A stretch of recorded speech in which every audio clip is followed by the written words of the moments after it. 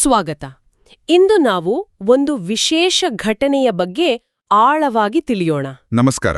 ಇದು ನಡೆದದ್ದು 1871ರಲ್ಲಿ ಫ್ರಾನ್ಸ್ನ ಪಾಂಟ್ಮೇನ್ ಅನ್ನೋ ಒಂದು ಪುಟ್ಟ ಹಳ್ಳಿಯಲ್ಲಿ. ಯುದ್ಧದ ಕರಾಳ ದಿನಗಳವು. ಹೌದು, ಫ್ರಾಂಕೋ ಪ್ರಷ್ಯನ್ ಯುದ್ಧದ ಸಮಯ. ಆ ಸಮಯದಲ್ಲಿ ನಡೆದ ಒಂದು ವಿಸ್ಮಯಕಾರಿ ಘಟನೆ ಪಾಂಟ್ಮೇನ್ನ ಮಾತೆಯ ದರ್ಶನ ಅಂತ ಕರೀತಾರೆ. ನಮ್ಮ ಹತ್ತಿರ ಇರೋ ಮೂಲಗಳ ಪ್ರಕಾರ ಆ ಘಟನೆಯ ವಿವರಗಳು, ಅದರ ಸಂದೇಶ, ಆಮೇಲೆ ಅದು ಹೇಗೆ ಒಂದು ಭರವಸೆಯ ಸಂಕೇತವಾಯಿತು ಅನ್ನೋದನ್ನೆಲ್ಲ ಇದು ದಾಖಲಿಸುತ್ತೆ. ಜನವರಿ 17, 1871 ಅಲ್ವಾ? ಹೌದು, ಆ ದಿನ ಸಂಜೆ. ಪರಿಸ್ಥಿತಿ ಅಂದ್ರೆ ಫ್ರಾನ್ಸ್ ಸೋಲಿನ ಅಂಚಲ್ಲಿತ್ತು. ಪ್ರಷ್ಯನ್ ಸೈನ್ಯ ದೇಶದೊಳಗೆ ನುಗ್ಗುತ್ತಿತ್ತು, ಲಾವಲ್ ನಗರದ ಕಡೆಗೆ. ಅಂದ್ರೆ ಪಾಂಟ್ಮೇನ್ ಹಳ್ಳಿಗೆ ತುಂಬಾ ಹತ್ರದಲ್ಲಿ. ಖಂಡಿತ. ಜನರಲ್ಲಿ ಸಹಜವಾಗಿಯೇ ಭಯ, ಆತಂಕ, ಹತಾಶೆ ಎಲ್ಲ ತುಂಬಿತ್ತು. ಇಂಥ ಒಂದು ಸನ್ನಿವೇಶದಲ್ಲಿ ಆ ಸಂಜೆ ಒಂದು ವಿಚಿತ್ರ ನಡೆಯುತ್ತೆ. ಕೆಲವು ಮಕ್ಕಳು ಮಾತ್ರ ಆಕಾಶದಲ್ಲಿ ಒಬ್ಬ ದಿವ್ಯ ಸ್ತ್ರೀಯನ್ನ ನೋಡ್ತಾರೆ. ಆಶ್ಚರ್ಯ ಅಂದ್ರೆ ಅಲ್ಲೇ ಇದ್ದ ದೊಡ್ಡವರಿಗೆ, ವಯಸ್ಕರಿಗೆ ಯಾರಿಗೂ ಆ ದೃಶ್ಯ ಕಾಣಿಸಲೇ ಇಲ್ಲ. ಇದೇ ನಿಜಕ್ಕೂ ಕುತೂಹಲಕಾರಿ ಅಂಶ. ಯಾಕೆ ಹೀಗೆ? ಹೌದು, ಅದೇ ಈ ಘಟನೆಯನ್ನ ನಾವು ಇವತ್ತು ಕೂಲಂಕಷವಾಗಿ ನೋಡಬೇಕಾದ್ದು. ಕೇವಲ ಮಕ್ಕಳಿಗೆ ಕಂಡ ಆ ದರ್ಶನ, ಅದರ ಸಂದೇಶ, ಆಮೇಲೆ ಅದು ಯುದ್ಧದ ಮೇಲೆ ಬೀರಿದ ಪ್ರಭಾವ ಮತ್ತು ಹೇಗೆ ಭರವಸೆಯ ಸಂಕೇತ ಆಯಿತು ಅನ್ನೋದನ್ನ. ಸರಿ, ಹಾಗಾದ್ರೆ ಆ ಸಂಜೆ ಪಾಂಟ್ಮೇನ್ನಲ್ಲಿ ನಿಜವಾಗಿ ಏನಾಯ್ತು ಅಂತ ಶುರು ಮಾಡೋಣ. ಖಂಡಿತ. ಘಟನೆ ಶುರುವಾದದ್ದು ಜನವರಿ 17 ಸಂಜೆ ಸುಮಾರು 5:30-6 ಗಂಟೆ ಇರಬಹುದು. ಬಾರ್ಬೇಡೆಟ್ ಕುಟುಂಬದ ಇಬ್ಬರು ಹುಡುಗರು, ಯುಜೀನ್, ಅವನಿಗೆ 12 ವರ್ಷ, ಮತ್ತೆ ಅವನ ತಮ್ಮ ಜೋಸೆಫ್, 10 ವರ್ಷ. ಅವರು ಅವರ ತಂದೆ ಸೀಸರ್ಗೆ ಕೊಟ್ಟಿಗೆ ಕೆಲಸದಲ್ಲಿ ಸಹಾಯ ಮಾಡ್ತಾ ಇದ್ರು. ಆವಾಗ ಯುಜೀನ್ ಕೊಟ್ಟಿಗೆಯಿಂದ ಹೊರಗೆ ಬರ್ತಾನೆ, ಆಕಾಶ ನೋಡ್ತಾನೆ. ನೋಡಿದ್ರೆ ನಕ್ಷತ್ರಗಳ ಮಧ್ಯ ಪಕ್ಕದ ಮನೆಯ ಮೇಲೆ ತೇಲ್ತಾ ಇರೋ ಹಾಗೆ ಒಬ್ಬ ಸುಂದರವಾದ ಸ್ತ್ರೀ ಕಾಣಿಸ್ತಾಳೆ. ಅವನ ವರ್ಣನೆ ಪ್ರಕಾರ ಆಕೆ ನೀಲಿ ಬಂಗದ ನಿಲುವಂಗಿ ಹಾಕಿದ್ಲು, ಅದರ ಮೇಲೆ ಚಿನ್ನದ ನಕ್ಷತ್ರಗಳು. ಹೌದು, ತಲೆ ಮೇಲೆ ಕಪ್ಪು ಮುಸ್ಕು, ಅದರ ಮೇಲೆ ಚಿನ್ನದ ಕಿರೀಟ. ಮುಖ್ಯವಾಗಿ ಮುಖದಲ್ಲಿ ಒಂದು ನಗು ಇತ್ತು ಅಂತ ಹೇಳ್ತಾನೆ.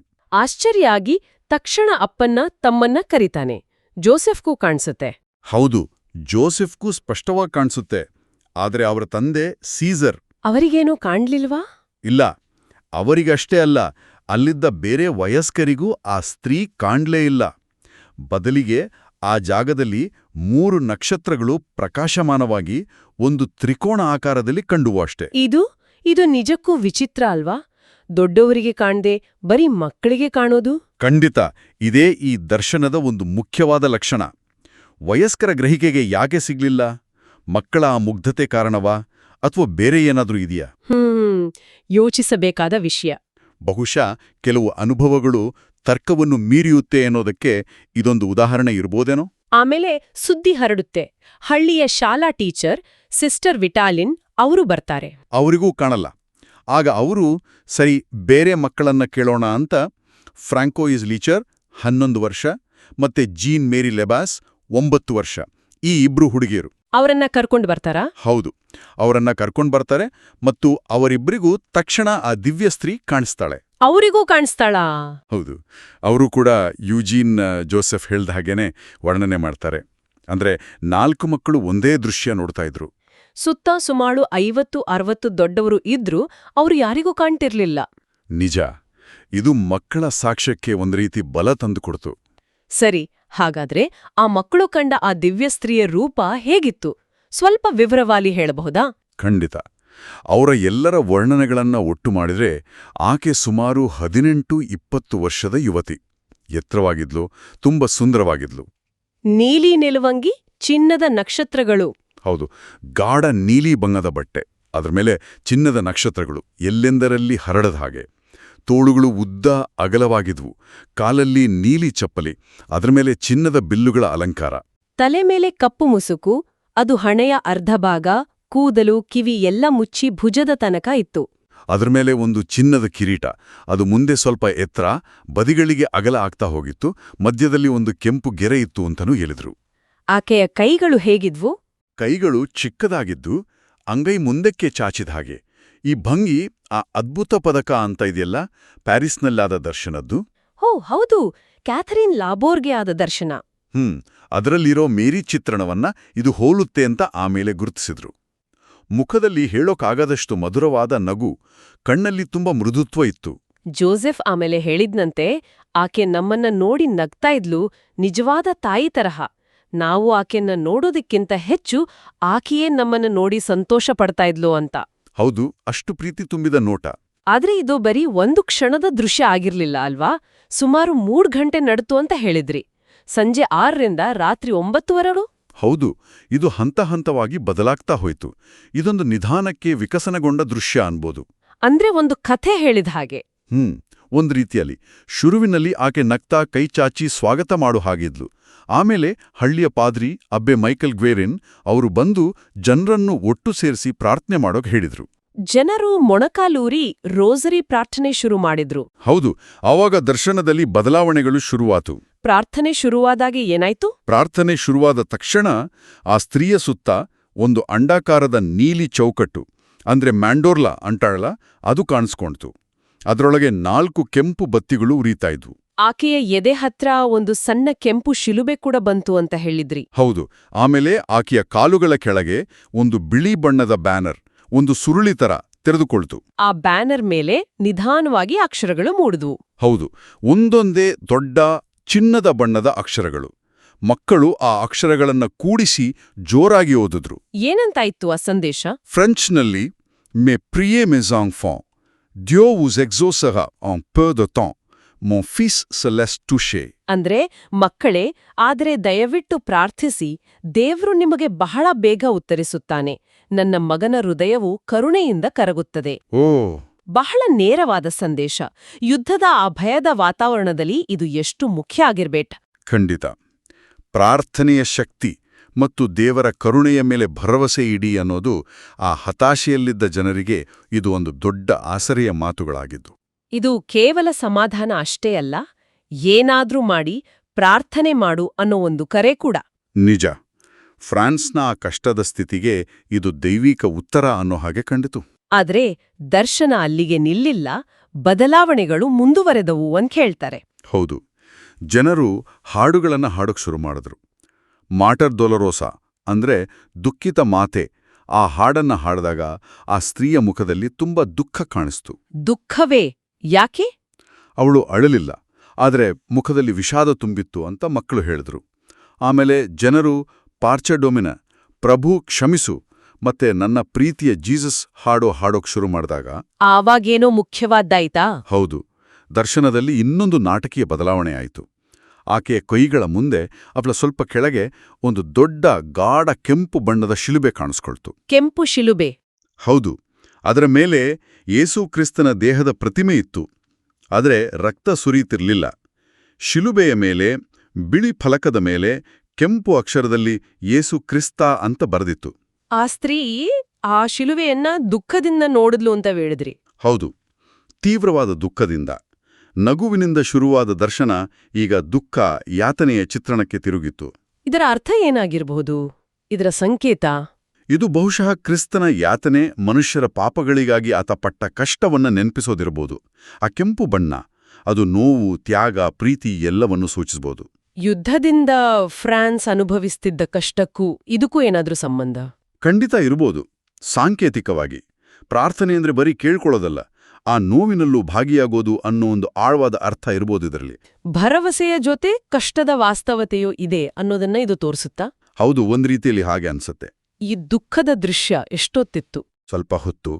ಆಮೇಲೆ ಜನರು ಸಂಜೆಯ ಪ್ರಾರ್ಥನೆಗಳನ್ನ ಮುಗಿಸಿ ಇನ್ವಿಯೋಲಾಟ, ಸಾಲ್ವೆ ರೆಜೀನಾ ಇಂಥ ಹಾಡುಗಳನ್ನ ಹಾಡೋಕೆ ಶುರು ಮಾಡಿದಾಗ, ಮುಖ್ಯವಾಗಿ ಏವ್ ಮರಿಸ್ತಲ್ಲ, ನಕ್ಷತ್ರ ಸಾಗರದ ಸ್ವಾಗತ, ಆ ಹಾಡು ಹಾಡಿದಾಗ. ಹೌದು, ಆ ಹಾಡು ಹಾಡಿದಾಗ ಆ ಕೆಂಪು ಶಿಲುಬೆ ನಿಧಾನವಾಗಿ ಮಾಯವಾಯಿತು. ಮತ್ತೆ ಆ ಸ್ತ್ರೀಯ ಮುಖದಲ್ಲಿ ನಗು ಬಂತ.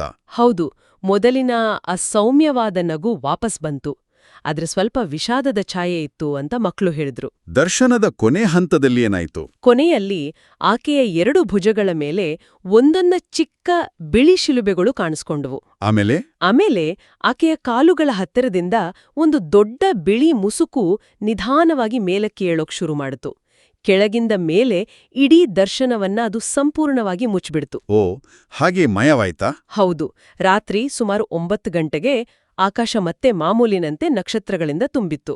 ದರ್ಶನ ಪೂರ್ತಿಯಾಗಿ ಮುಗ್ದೋಗಿತ್ತು. 3 ಗಂಟೆಗಳ ಕಾಲ ಅದರ ಬದಲಾವಣೆಗಳು, ಸಂದೇಶ, ಆ ಭಾವನೆಗಳು, ನಿಜಕ್ಕೂ ಇದು ಅಸಾಧಾರಣ ಘಟನೆ. ಹೌದು, ಖಂಡಿತವಾಗಿಯೂ.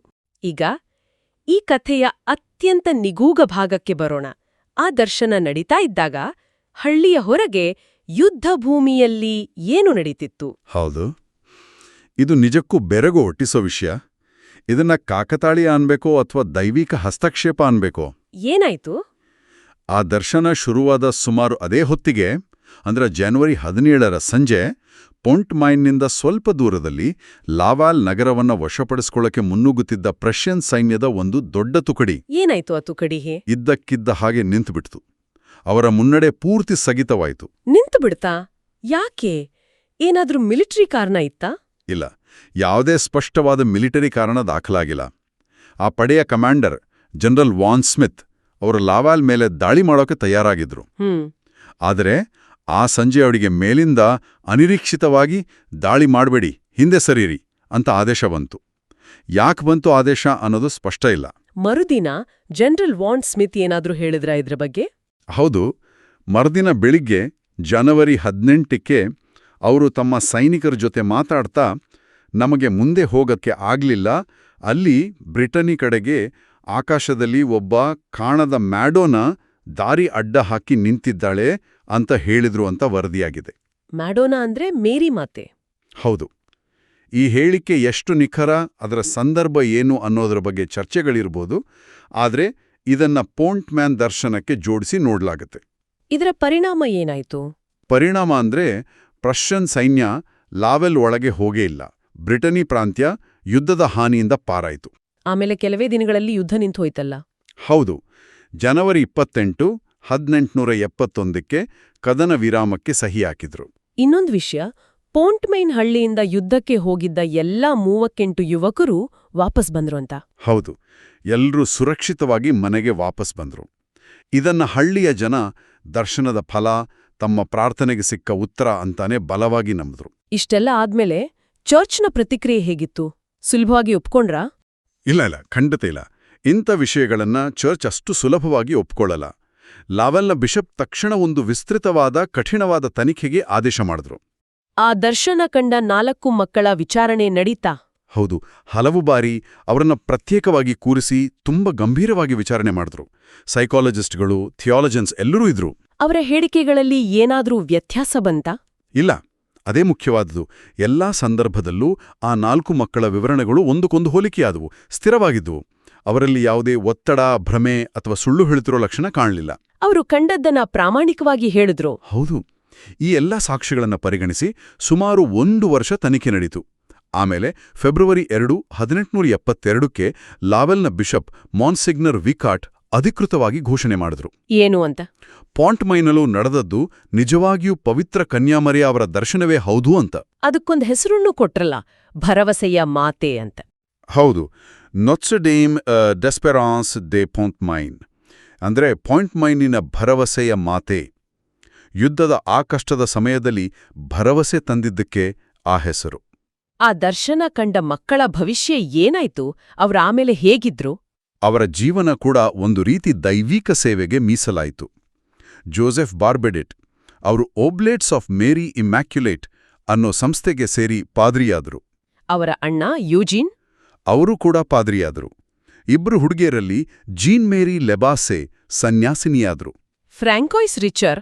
ಅವರು ಯುಜೀನ್ ಬಾರ್ಬೆಡೆಟ್ ಪಾದ್ರಿ ಆದ್ಮೇಲೆ ಅವರ ಮನೆಯಲ್ಲಿ ಸಹಾಯಕರಾಗಿ ಕೆಲಸ ಮಾಡಿದ್ರು.